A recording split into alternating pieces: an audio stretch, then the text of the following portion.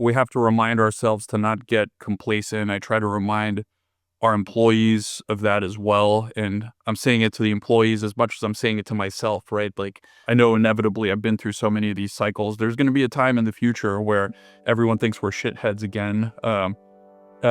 Hopefully less acute than times before. And generally, I believe the trend will be up. But, you know, it's always cyclical to some degree. And that's just what we sign up for. It's Access, part of the Vox Media Podcast Network. We're back, baby, from San Francisco, day trip, feeling fresh, feeling alive. At least I think I am, maybe more so than you, Ellis. Ellis Hamburger, what's up? Yeah, I'm not quite as well practiced as you are yet, Alex, with the go to 3 Facebook events in 1 week. Yeah. All 3 separate day trips. This was my first San Francisco day trip. It was fun. I liked it.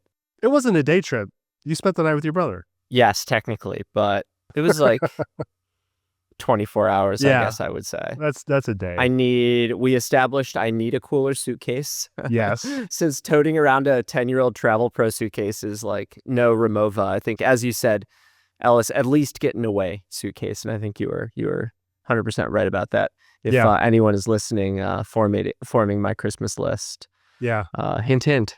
It was great. We had some good partner meetings, and then we did our first live show with the fine folks at Google Ventures. That interview is going to air next week. That was great. What did you think of the first live pod experience? It was fun. I mean, I'm not much of a stool guy. I don't love to sit on stools. I don't know. Yeah. I don't want to do the Donald Trump Jr. Hyper straight sitting on the stool posture. But I also don't want to slouch, you know what I'm saying? Mm-hmm. I was also holding my daylight tablet, which was misbehaving a little bit, and I could not get Android to increase the size of the font on the screen. So you're right, Alex. I was squinting at that a little bit.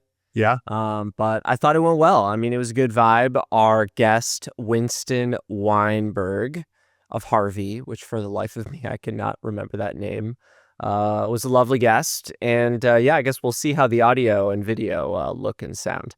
First time we've done that thing live. Yeah, AI for lawyers. I appreciated his candidness on things that CEOs normally dodge. Don't want to spoil too much, but I thought it was a pretty good convo. And you know what? We got 3 or 4 Google digs in at a Google Ventures event, and they loved it. So I say that's a win-win. I think we scared some of the Google Ventures folks a little bit with our first question about the worst advice Google Ventures ever gave you, but we brought it back around, and they loved us by the end of it. Yeah. I think for me, what it showed is that we should do live more often. I think when you and I are together, it's just way easier to pick up on little things and interject, and some of the most fun moments are when you can just react in the moment, and it's just so much harder virtually. It is. I mean, with virtual, all I've got is are you marginally opening your mouth to indicate that you may want to speak? That's all I've got in terms of body language. Right. We've got Vlad Tenev, the CEO of Robinhood, on the show coming up very soon. Very excited about that to discuss a lot with him. But there's some other news in your world this week, right? Yeah. Had a big launch for a company I'm advising and have been helping since they were an itty-bitty baby startup a couple years ago. They were actually one of my very first clients at Meaning back when they were called M1, and they've been building in stealth, which isn't quite as common these days. But the reason for that is because they've been evolving the product from something similar to maybe what Granola and some of the other note takers were offering a couple of years ago to being very vertical specific, kind of in the way that Harvey, as we talk about on that next episode, is building for lawyers.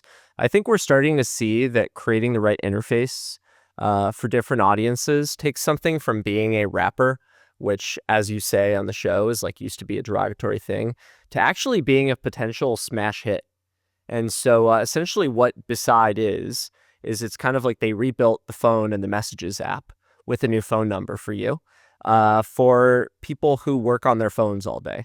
As they wrote on their blog, there are 100 million Americans, real estate agents, contractors, plumbers, truck dispatchers who work on their phone, phone, not journalists. FaceTime audio. I'm on calls. Yeah, journalists as well. Yeah. And yet they can answer less than half of the calls that they get just because they're working all day. I have too many sources calling me, Ellis. I can't answer it all. Yeah. Yeah. So it's kind of like a combination of an AI receptionist with an AI note taker that deeply gets to know you. And apparently it's taken off. Yeah, they just raised $32 million.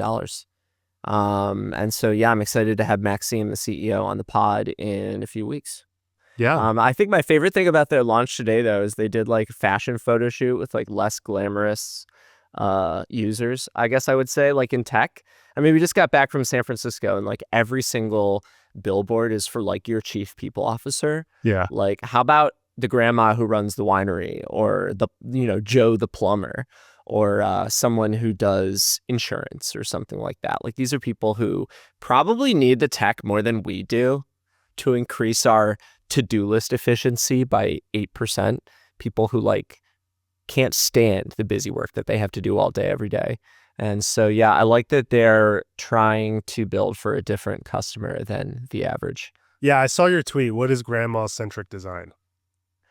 I just like the idea that everybody in tech always talks about user-centered design, but the user is usually like a designer in San Francisco that they're designing for.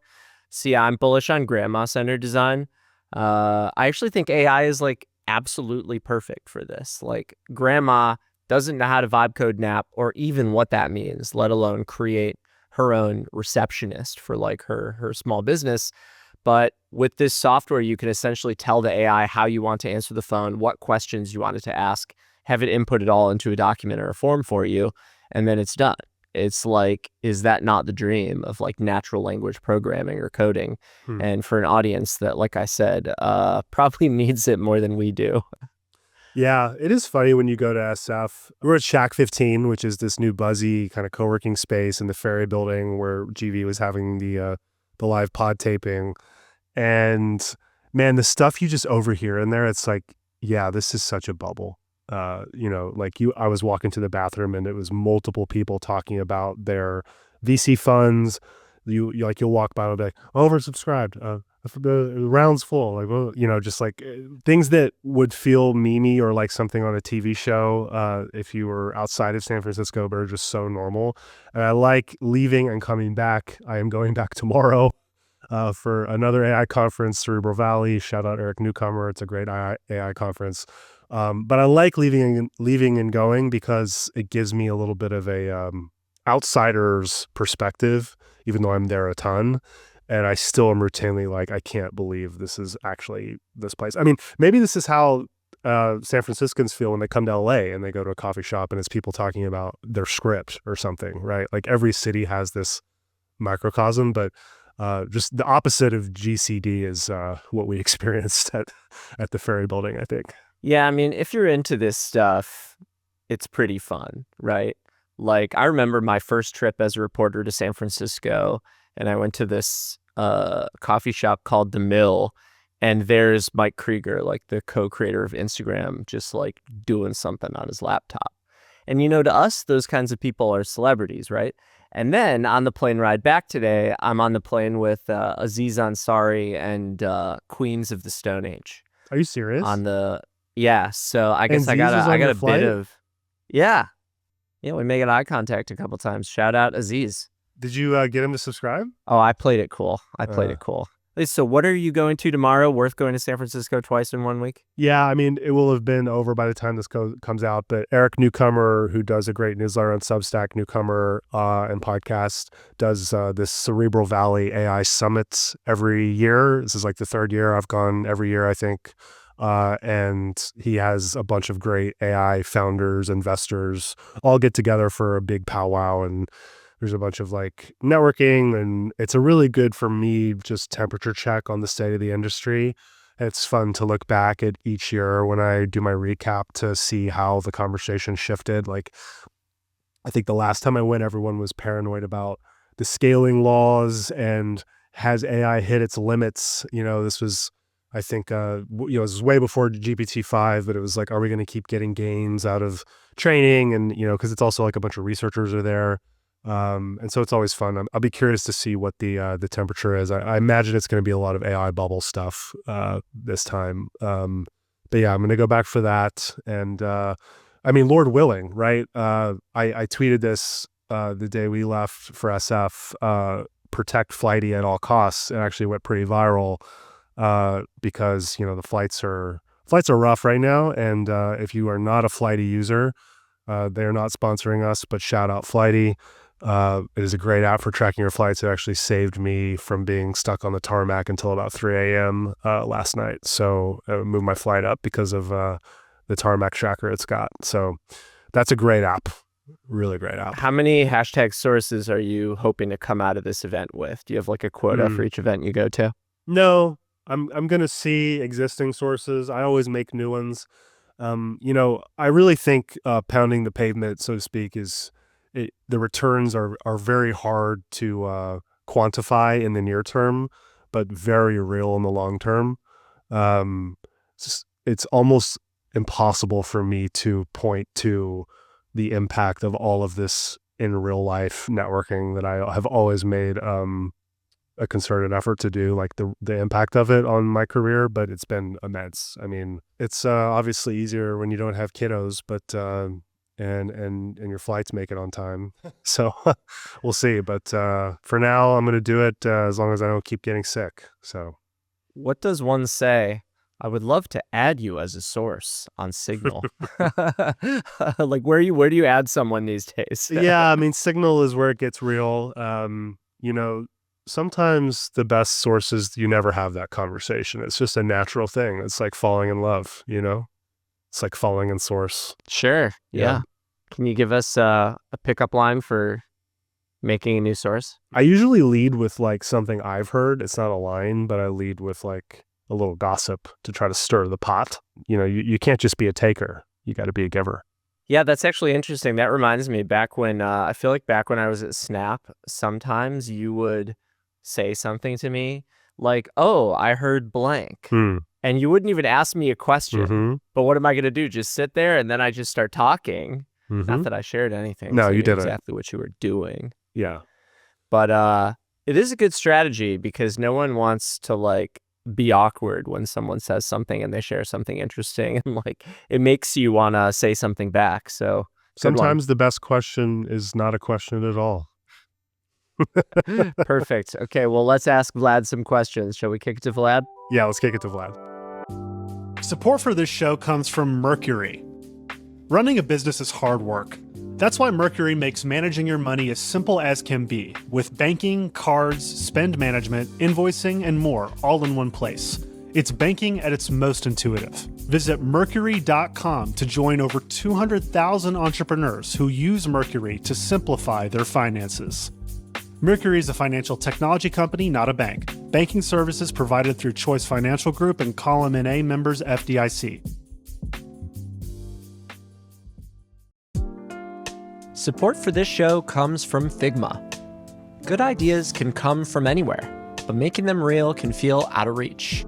Meet Figma Make, an AI-powered prompt-to-code tool that turns your ideas or your Figma designs into interactive, code-backed prototypes and apps in minutes.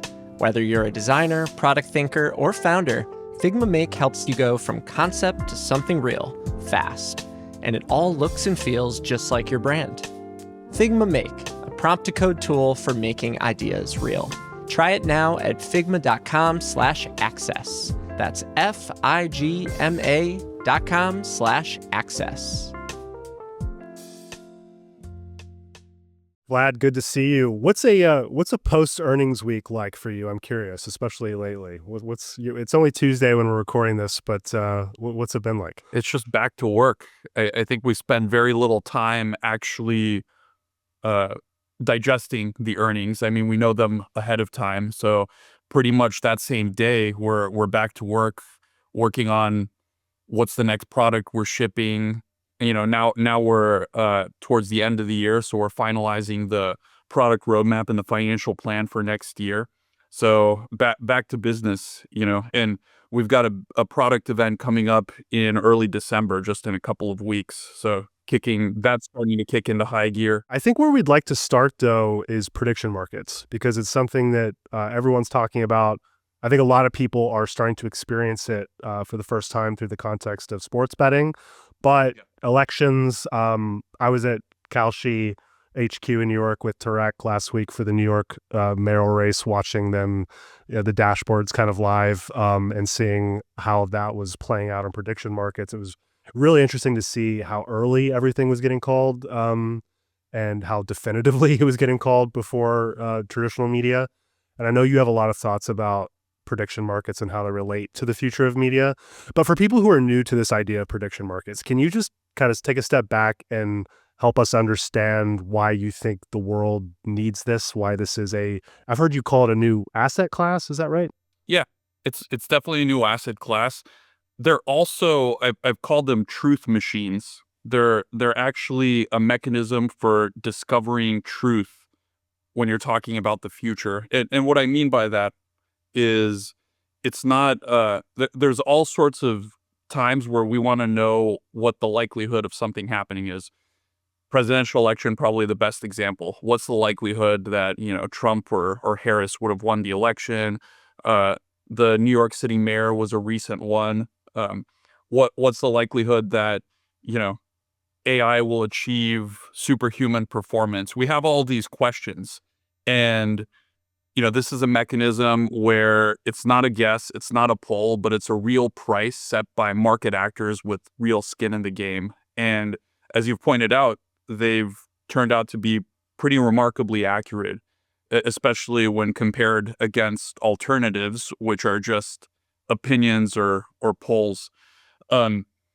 And I think the reason this is needed is there's so much information out there right now. I mean, it's easy to create content and to share one's opinion on the internet. Social media has enabled that at large scale, and you're just flooded with content, flooded with opinions. And it's become much more difficult to actually sort out what's reliable and what's not. Back, 30 to 40 years ago, you used to have Walter Cronkite in the CBS Evening News, and you basically knew that if Walter Cronkite was telling you something, that not only should you believe it, but everyone else around you was probably watching it and would believe it as well. And now that sort of like uniformity, of shared belief and opinion is gone. And I think prediction markets are a digital and financial answer to that. It's kind of like social media and financial markets coming together to give you really reliable forecasts about the future. I think as a trading product, it's interesting because a lot of people talk about, it as a trading product, and you get these questions about, well, is it just gambling? Is it trading? But what you have is the traders are actually creating the information, and the information is digestible by a much wider audience. So actually, the vast majority of the people that are touched by prediction markets are those that just want the information. And the folks that are trading and generating that information and doing the work are a minority of the participants. And I think that's what makes it super interesting, because the traders are actually creating this ecosystem which has much broader mass market value and appeal. I want to know what Ellis thinks about this. I have a lot of things that I love about the idea of prediction markets and some questions. But Ellis, what do you make of this? I have a lot of questions, but first, I'm just so fascinated in this idea of accuracy. Why would they be accurate? I realize the incentives are there, but why are they accurate, would you say, if they're kind of taking the temperature of what people think? Well, it's empirically demonstrated. I think there have been studies put out there that, the accuracy is quite high, even 1 month before the event closing date. So obviously, as you get closer, the accuracy typically improves. But what surprised me was I saw some numbers that, 90% of the time they get it right, even if you look 1 month before the closing of the event, which frankly surprised me, the degree to which they're accurate. I think that they're accurate for many reasons, probably the most important of which is people are actually putting money onto the informed decision and the trade. And so if you're putting money on something, it indicates that you have you don't just care about it. You're not being flippant. You're not answering a poll. But that's probably the best expression of belief that I can come up with, at least. My skepticist hat is that I don't know who's on the other side of the trade. If I could see who was making all of these bets, I think I would trust it more. I mean, I trust the results. I mean, you're right. The majority of what I've seen, especially in the context of elections, is they do call it really early. I mean, I remember at Kalshi when I showed up, there was a CBS crew there, and they had just called a race, and then Kalshi had called it like an hour before. And that's pretty common. And so, you see the results, but at the same time, just my journalist hat is, am I getting like fleeced here somehow? Like, is there someone making money on this other side that has information that I don't? Because this does feel relatively unregulated, right? There's not like SEC oversight. Is there of insider trading or even a concept of insider trading? Because like, as a journalist, I sometimes get non-public material information or report it about companies, right? Like, when is the next Gemini model coming, right? There could be a prediction market for that. If I get it confirmed and I report it, I could make a lot of money theoretically. I haven't looked into this. I haven't done it. I'm not saying I would, but I'm just saying it feels like this is a Wild West that doesn't have any regulation. And I'm wondering how you feel about that.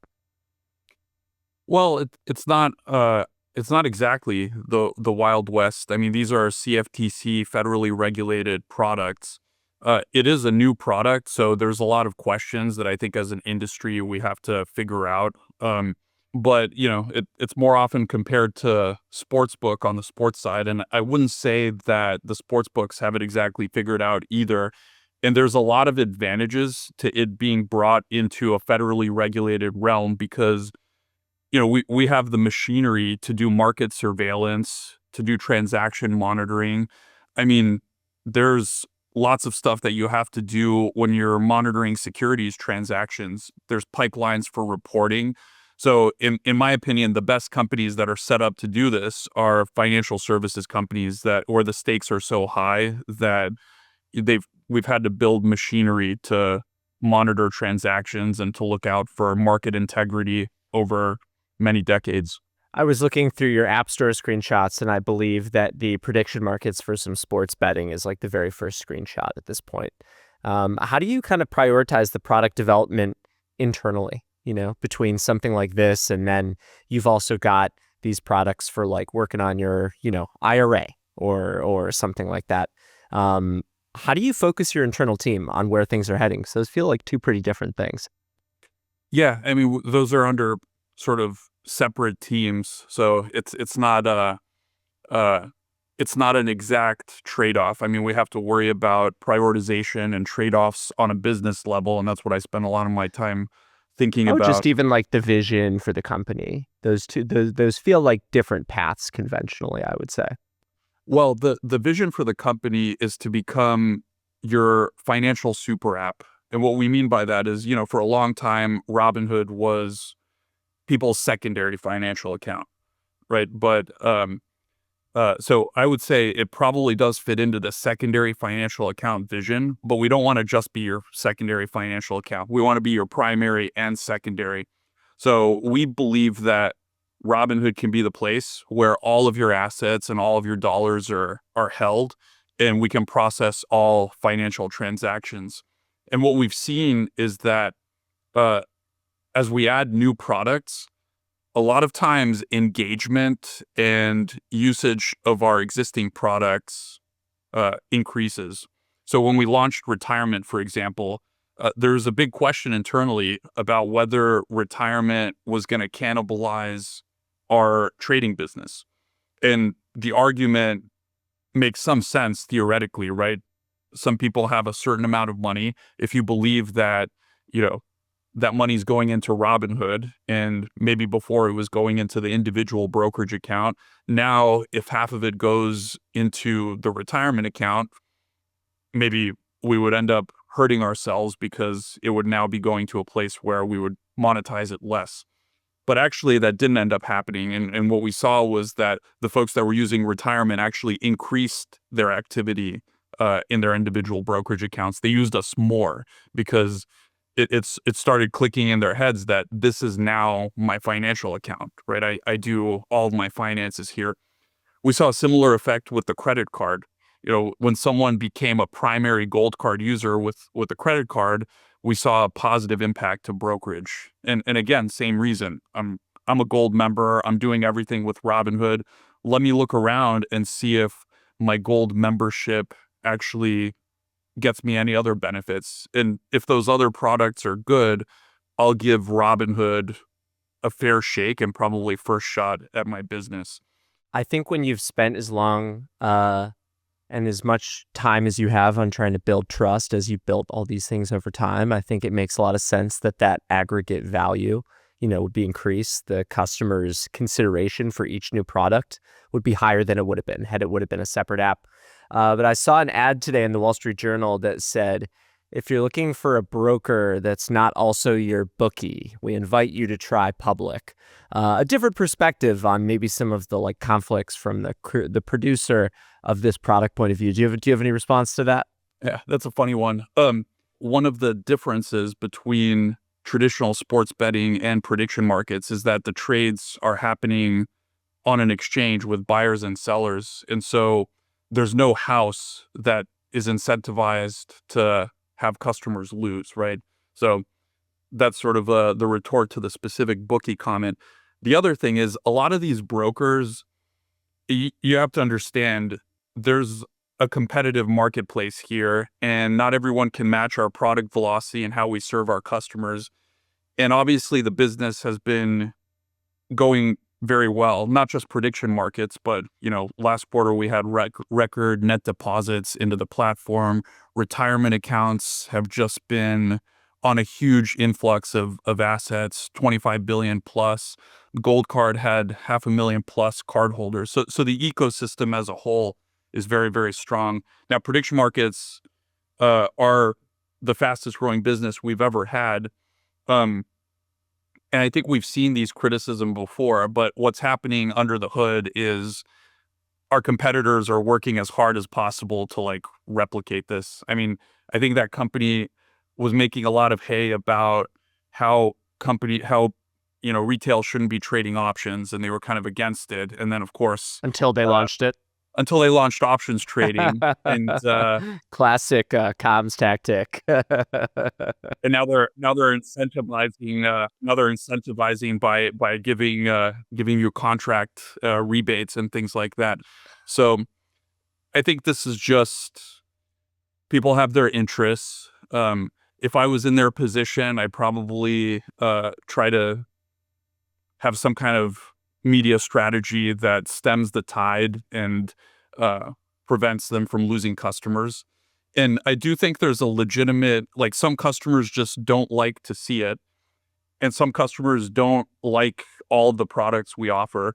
So there's a legitimate challenge that we have as we add more products. How do we make the experience cohesive? And how do we make sure that we only show to customers what they want to see? And I think that's going to push us towards solving some really interesting challenges with, personalization and machine learning, and making sure that actually your Robinhood experience is what you want it to be. And we're giving you the products that, you're most suitable for and that you want to engage with. And I think we're in the early days of that. There's a lot more to do there. I think on the last earnings, you said that the prediction business in October was bigger for you all than the whole last quarter combined. It had been doubling quarter over quarter. What is driving this? Is it mostly sports? Is this just speed running all the sports betting companies, or what is it really fundamentally? I mean, sports is a big chunk of it for sure, but we're also seeing engagement across in non-sports categories. For a while, our prediction markets business was sports only, and we recently started rolling out to other categories like economics, technology, politics. Now we have over 1,000 contracts. And one of the things we believe is that the non-sports landscape is going to evolve very, very rapidly. And there's really interesting things that you'll be able to do that haven't been built yet. But yeah, sports has been a huge driver. Also, anytime we roll out a new product, it takes time for customers to understand it. A lot of people have never heard of prediction markets. It's a little bit more technical and arcane. And, the dynamics are different than what they're used to with traditional sports books. So as they become familiar with it, as there's more events that they hear about, as we get a little bit better at incorporating it and integrating it into the product experience, which I think there's a lot of room for us to improve even further, we see growth. So, and I think there's tailwinds as well. I don't think that there's so many ways we can continue to improve it and make it more useful and better. Look at you. You're a veteran public CEO already. Tailwinds. You got all the words. I love the word tailwinds, actually. That's I think I picked that up from my CFO. It's like it's a romantic. It's like you're a sailor out at sea, Yeah. Support for this show comes from Mercury. When I decided to start my own media business, I picked Mercury as my banking solution. I was impressed with how easy it was to set up an account. The interface is super clean and minimal too, which I always appreciate. I like that I can use Mercury to not only accept payments, but also send invoices all in one place.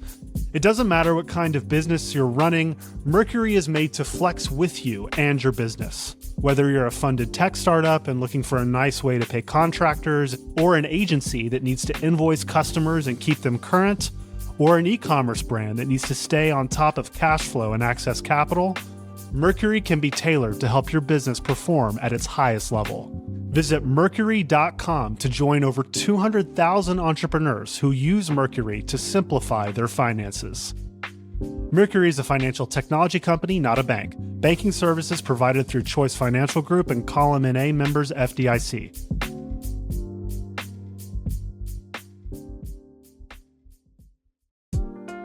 Support for this show comes from Figma.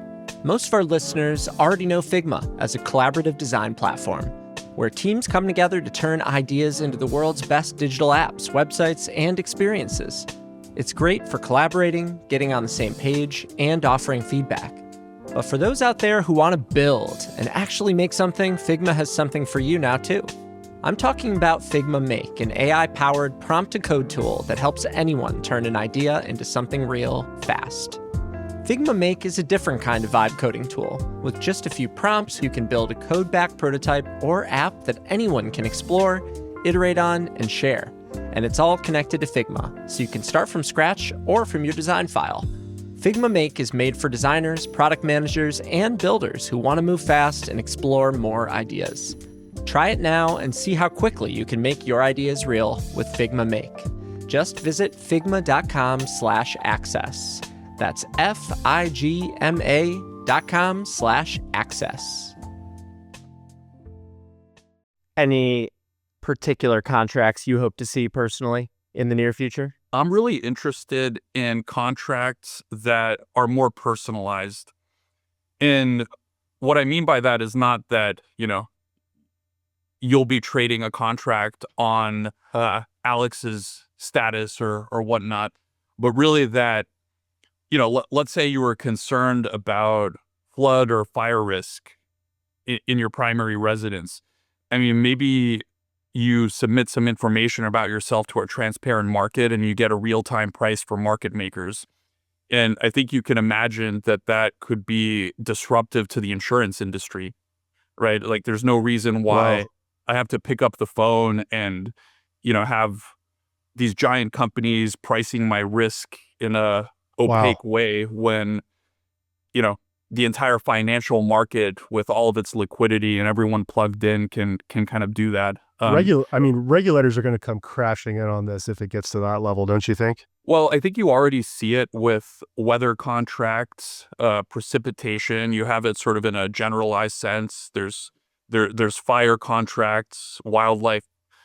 That's the whole purpose. That's how this industry started, right? Is people hedging their risk. Now, why does it have to be only available to farmers and people running large institutions when individuals would like to have certain risks that they're legally required to hedge in some cases? And so, not to say that there's not going to be stakeholders that are going to fight prediction markets. You're already seeing it. But I think the power and the efficiency is just undeniable. What you were saying about farmers and, hedge funds and stuff having access to this already made me think about, I wonder if this is something you have felt leading the company. Is you often get criticized, I think, for, quote unquote gamification, or bringing these things to the masses that potentially have negative externalities or could get people, down a bad path if they get too levered or whatever. And then frequently, I think the other side of it that I hear from you and others is also, well, look, like this was already available, but it was for a select few. And so kind of, it seems like the mission you've had since the beginning is democratizing. I mean, I know that was the thing that you would say, but like the prediction markets idea is, I think, taking what, farmers, hedge funds, what they already do and bringing it to everyone. And that is disruption in the classic sense. And it has positives and negatives to it, no? I mean, I'm sure you're also thinking about like, there are going to be unforeseen externalities of this at scale, right? Yeah. And by the way, there's no leverage in our prediction markets currently. So they're fully cash collateralized. It's a long-standing criticism of every financial market that they're speculators. But I mean, when you look at the futures markets, when they became accessible to retail several decades ago, it was the same thing. People were trading grain and oil and orange juice futures and pork bellies, and there were speculators in there, and a lot of people had concerns about that. Every financial market had speculation, but I think the thing most people don't understand is speculation is actually an important part about it's necessary for the functioning of these markets. You can't just have people hedging. You can't just have arbitrage. Even if you read The Intelligent Investor by Benjamin Graham, one of the seminal books of value investing, he talks about how speculation is actually integral to the proper functioning. So I don't think we can get rid of it. Now, I don't think everyone should be speculating, and certainly not with a huge chunk of their capital. But, we believe in markets. And so I think this activity is actually crucial to the proper functioning of all of the markets. Would you ever bake that idea into the product where Robinhood says, hey, like you can do this, but just FYI, you're about to put 40% of your portfolio in something that's a little YOLO. Like, could you guide people more that way? We actually do a little bit. I mean, for example, when you have a leveraged ETF or, a similar high risk instrument, we let people know, that this is something that's leveraged. It's not for long-term holding. We also, indicate if something's like gotten to a point of large volatility, like we give those little alerts. If a company is bankrupt, or has filed bankruptcy. So there's examples where we definitely let customers know. I think it's also a delicate balance, because if you're an active trader and you know what you're doing, we don't want to put so many frictions in your way, because then you'll just get annoyed and start, using the products of our competitors that don't do those things. The state of Massachusetts was like historically very protectionist about this stuff. So I don't know if you guys remember, there's a story about how they banned their citizens from participating in the Apple IPO in the 80s. No, I don't at remember the time, it was like, oh, this is risky. Most people shouldn't be. And I think in general, it was from a good place. But then imagine multiple decades later, this is like an example of, it's sort of a negative example of nanny statism gone completely wrong. I mean, you've prevented people from like exercising their point of view, and in hindsight, making a lot of money. Yeah. I think that's true. But I also feel like there's a big difference between like an outright ban and like those commercials you see on TV that say we're going to give you $500 for free if you bet 5, that know that when someone shows up, they're probably going to lose it because that's the only way that they can make that offer. How do you think about that stuff when you see it on TV, or maybe even when PMs come to you with ideas that would work, but might feel a little icky? I think we're generally pretty conservative about those things. I mean, obviously there's always a gray area where there's discussions, but we benefit. I mean, if you look at Robinhood as a business, our revenue scales with assets under custody. And so the healthy customer relationship for us is someone whose account balance monotonically increases over time. So, it doesn't bother us if you're allocating some of your portfolio and you're trading options, you're trading futures, you're trading prediction markets. But we're actually quite aligned with our users in the sense that like we benefit as their account balances grow and their relationship deepens with us. And that's kind of how we've been successful. If you look at asset growth on the platform over time, it's not a churn and burn business where people put money in and then their account goes to zero. Like this is a compounding asset business. I'm a product person. I'm just so fascinated by, this kind of conceptual idea that maybe you bring some money into a product and there's two buttons there. One is to put it in retirement and one is to put it on the Packers. If times are ever tough, you could see a world where someone comes and says, hey, let's make the Packers button a little shinier or a little bigger or make it number one in the rankings. And that's what I think brings some interesting decisions, being a platform that includes both. Your job is not an easy one. Yeah. And I think that historically, it's been very difficult for a regulated business to actually make recommendations at that level, right? Because the areas where you could make recommendations are pretty circumscribed. There are all kinds of things govern making a recommendation to open a new account or how much money you should invest in a certain thing. And our solution to that is not to get away from it. We make recommendations, but they have to be in specific areas where we make it clear that, we're telling you we have a fiduciary duty. We think that, you should invest in this. Support for this show comes from Mercury. When you're building a business, you need banking that moves with you and helps you build momentum. As someone who just started a media company, trust me, this is super important. With Mercury, banking is so much more than a place to store your money. It's a platform that helps you push your business forward. I use Mercury every day, and I love how powerful but easy the platform is to use. It's fast and designed for how businesses actually work. From one place, you can send payments to contractors around the world, invoice clients and track what you're owed, and even manage team spend without extra tools. With a clear view of money coming in and going out, you can see precisely where you stand so you know what to do next. Whatever you want to do with your money, Mercury makes it feel effortless. Visit Mercury.com to join over 200,000 entrepreneurs like me who love Mercury. Mercury is a financial technology company, not a bank. Banking services provided through Choice Financial Group and Column NA members FDIC.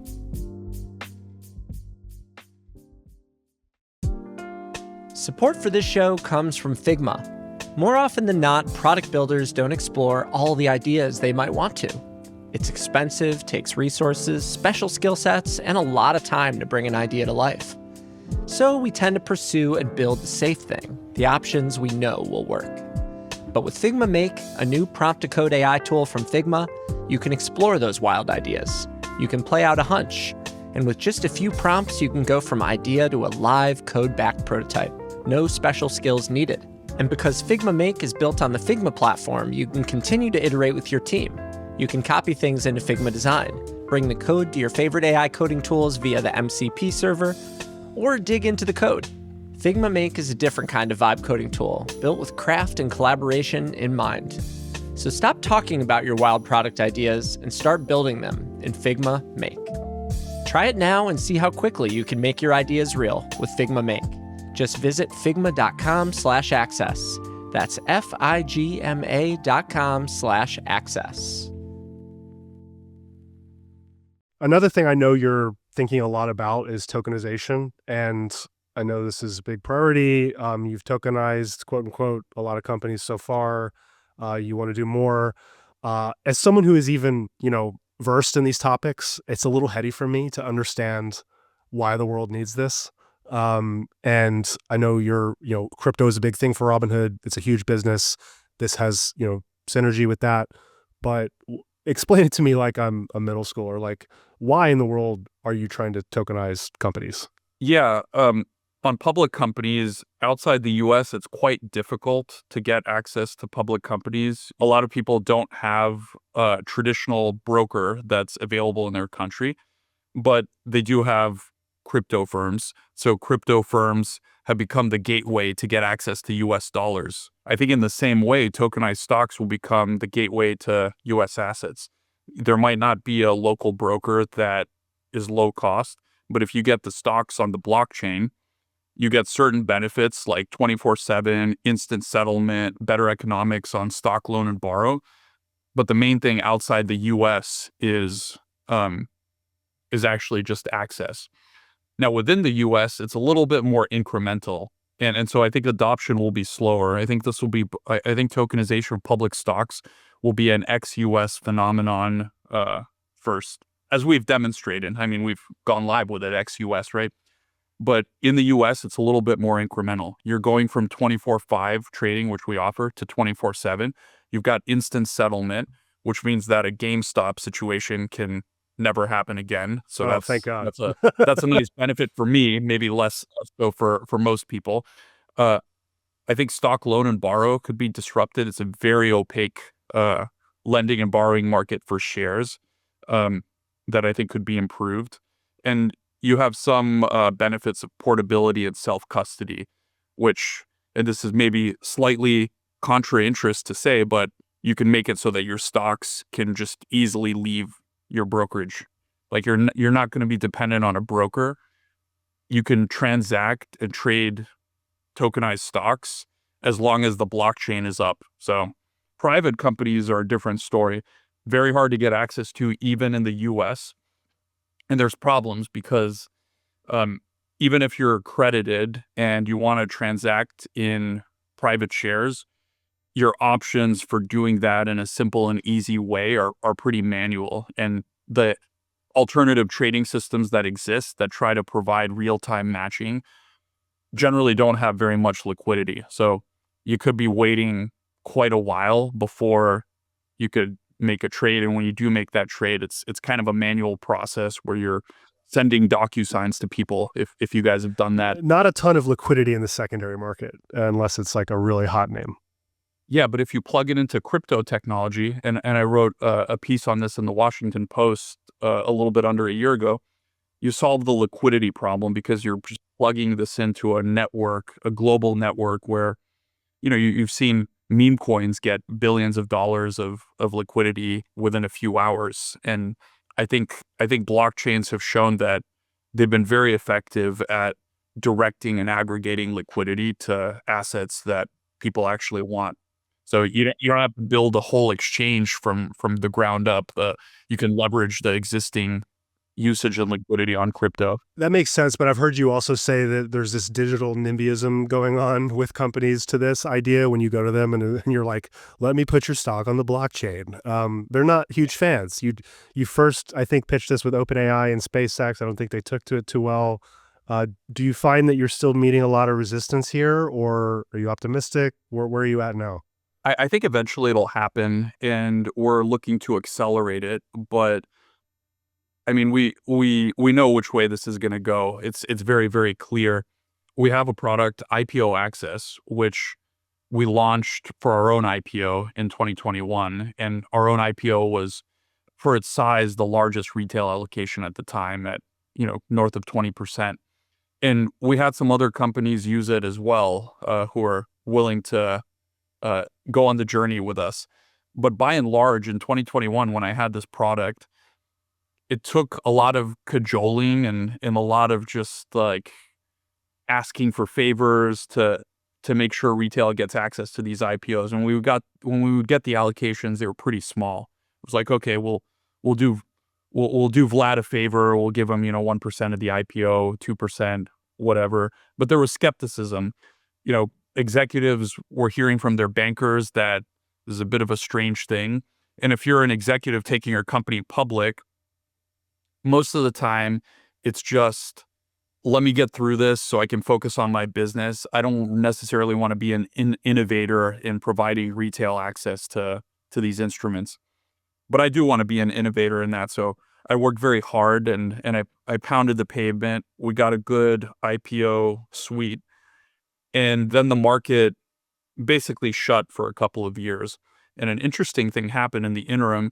I think it became more obvious to the public. It had been obvious to me for a long time, but more obvious to the entire startup community that public companies that have retail fan bases and followings get rewarded in some cases with pretty high multiples, right? You see Palantir, you see some others.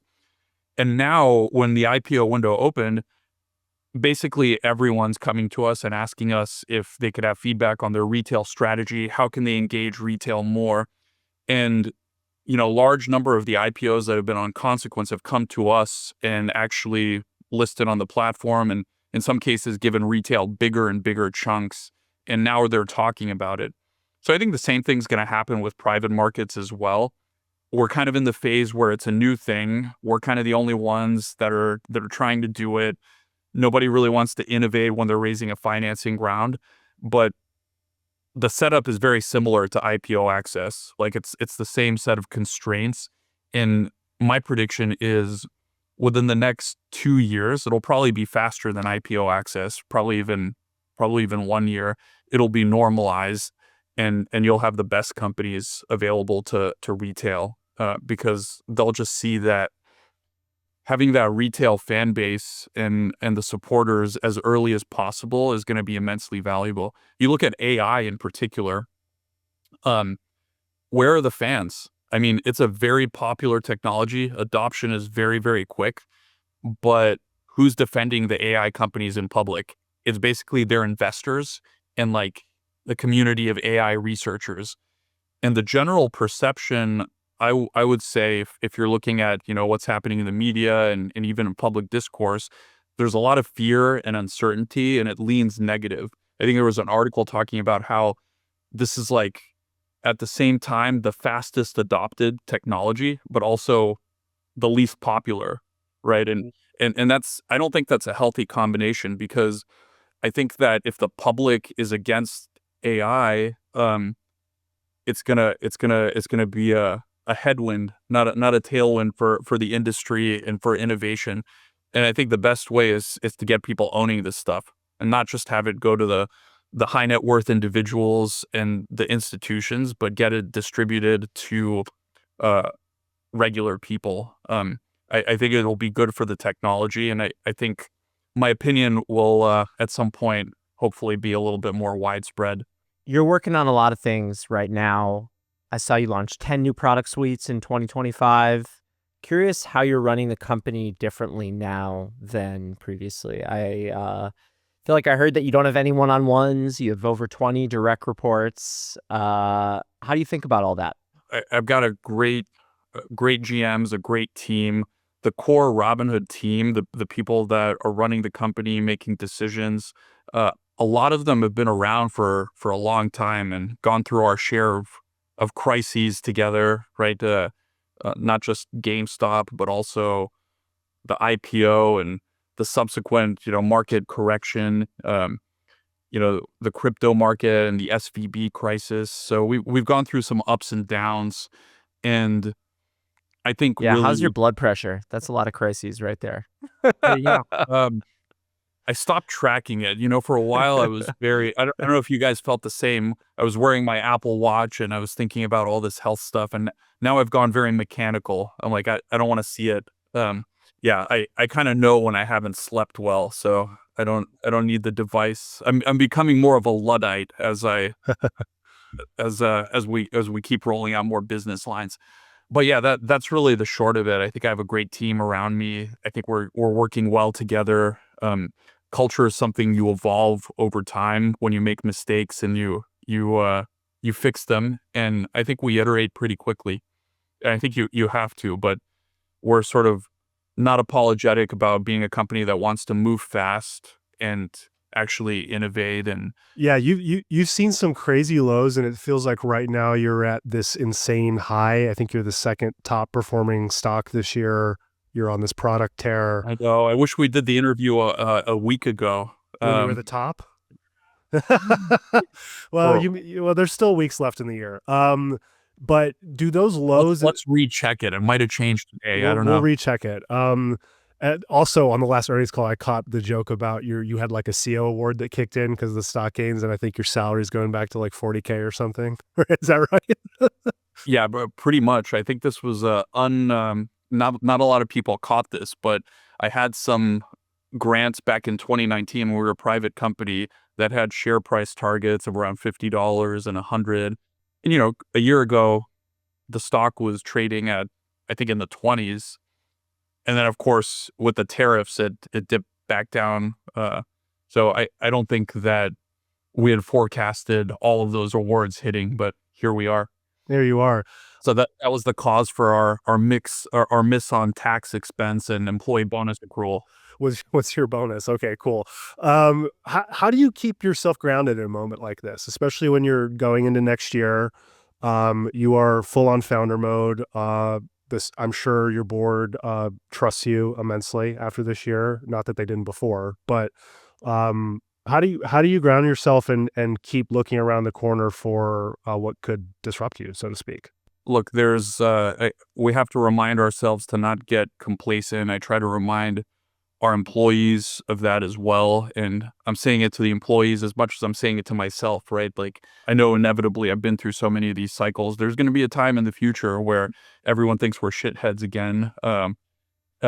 Hopefully less acute than times before. And generally, I believe the trend will be up. But, it's always cyclical to some degree. And that's just what we sign up for. Who didn't want to talk to you before? Who wants to talk to you now? Let's name some names. I mean, honestly, I don't know. No, I didn't get too many podcast invites back in 2022. That's fair. Well, we're glad to have you on. We met over a year ago. I don't remember where the stock price was, but it was early on in the predictions markets thing. It was before the U.S. really opened up. Before the election. Before that. And you were talking to me about it in the context of the media and how you were thinking about the media, because you have a media arm, you're doing a social network now, and I hadn't really heard of it that way. And actually, we should actually just go to that. The social network thing, I think Ellis and I are both fascinated by. Me as someone, we both covered social networks, and then Ellis worked at one.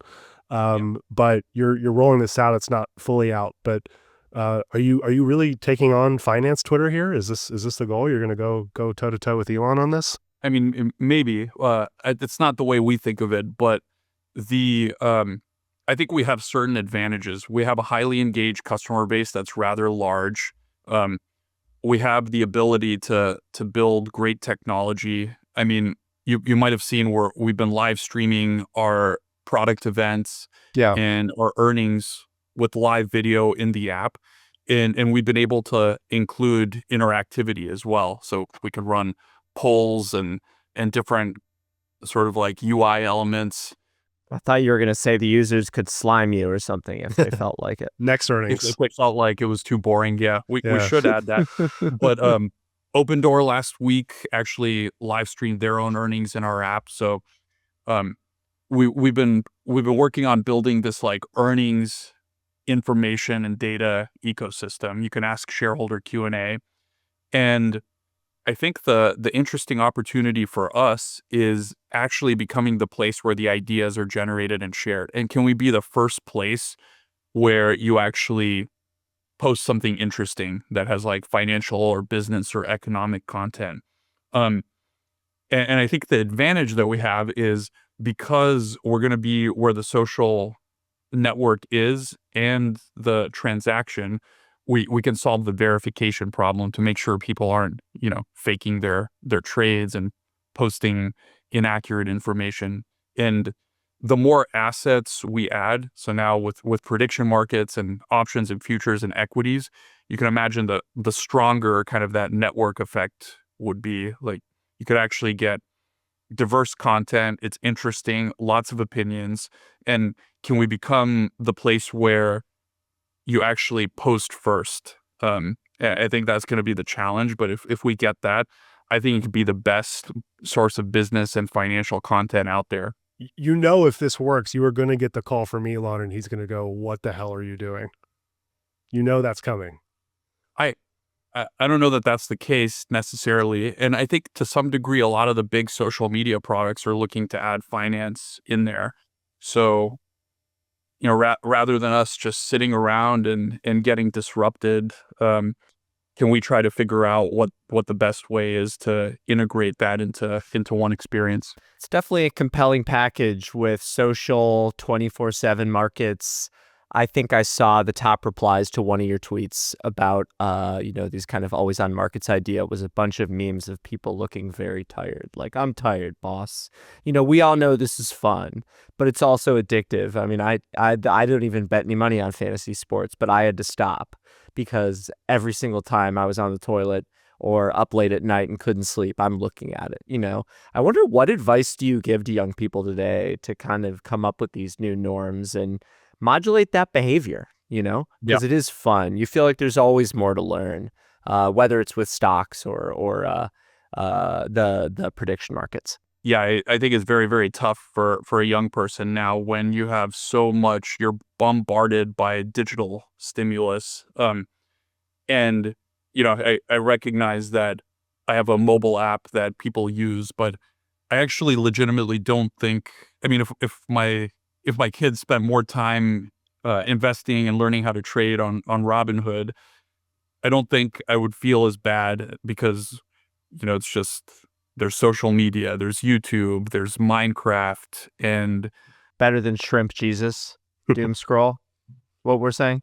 Yeah, I just think that it is a problem, and it's something that I worry about, and I'd like to contribute to making it better for sure, and eventually scale that. But yeah, if I had to think about like one personal cause that I legitimately really am worried about, it's just like digital addiction. So I don't have all the answers, but you said as Robinhood scales, you found yourself wanting to be more of a luddite. I mean, that's interesting, right? A lot of the founders who run these digital products and these platforms, you talk to them and it's like you get drained yourself, right? It's a lot. Yeah, I think it's unnatural to be in front of a screen for so much of your life.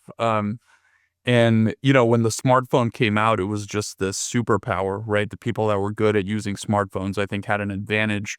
But now, we're spending so much of our time on smartphones that it's become a tax. It's almost like, if the person next to you is using it more, you're at a disadvantage. And I think it's unfortunate that technology kind of evolves in that direction. Yeah. Well, maybe we can end it here. You're live streaming your earnings. You just did it at the Chase Center. I imagine these will get more ornate each earnings. I'm expecting more spectacle. Are we going to get a pre-earnings walk-in where you've got the designer bag, the jacket, the shades? Final Countdown is playing. Yeah, Final Countdown's playing. Are we going to? Is that coming, or are we just going to do post game? The inspiration for earnings was an NBA post game interview, right, where we thought to ourselves, okay, after let's say the analogy is like Game 3 of the NBA Finals. It's not over. It's not Game 7. It's actually you're somewhere near the beginning of the series. But if you have a good quarter, it's sort of like interviewing LeBron after the Lakers win. He's got a little bit of swagger, he's thanking his teammates. He's looking good. Maybe he's wearing his shades. If the Lakers lose and you're interviewing LeBron, he's got the towel on his head. Maybe he throws some shade on his teammates, but it's informative and entertaining either way. So if they could make it so that an NBA post-game interview is worth watching, we should be able to make earnings worth watching as well. I mean, it's not easy, is it? It's like, how much can you really say that you aren't prepared to say? Well, I mean, we've been able to do quite a lot. Turns out quite a lot, and it's been baby steps. Like, we went on video, and now I'm at the point where if I'm reading a script, it's hard for me to not sound robotic. It's hard enough even without a script, to be honest. So I operate best when I just have like an idea of what I want to talk about, but the rest of it is kind of extemporaneous in a sense. So I think we've been able to make it more engaging while still obviously providing the necessary information and communicating the results well. And hopefully it leads to an investing public that's more informed because they're actually watching and listening to the earnings calls. And I think in order to do that, we have to make them a little bit more engaging. It's a nice microcosm of the Robinhood product strategy as well. It's like, if people are more interested in this stuff, they'll engage with it more. And I think in the same way, if people are more interested in their finances, they'll engage with their finances more, and you'll get great outcomes as a result. Well, next time if you walk out with the shades on in the pre-game walkout, we'll know that it was a good quarter, right? That's going to be I've tried the shades thing. Actually, if you saw my France event, I wore shades. Now, there was a debate about this, and the folks that I was working with were like, don't do the shades. If people can't see your eyes, it's untrustworthy and they're not going to like it. And the funny thing was, after that event, if you see the Twitter photos, the ones where I'm wearing shades, people are like, oh, he looks like a scammer. And then, the ones without the shades were fine. So okay, that's bad advice. I learned that it's actually true. Yeah, shades are no good. Shades are no good. Vlad, really appreciate this. Thanks so much. Yeah, always a pleasure. Thanks to Vlad for coming on the show. We're new here, so please follow, like, subscribe. You know what to do on all your favorite platforms of choice at Access Pod, including YouTube, where we have full video of the show and time codes so you could jump around. If you like this episode, please leave a 5-star review or thumbs up and share it with a friend. It means a lot. You can find me at Hamburger on Twitter and at meaning.company. You can find my newsletter at sources.news. Access is part of the Vox Media Podcast Network. Our producer is Shiraz Dumay. See you next week. Bye. You always got to do the bye, don't you?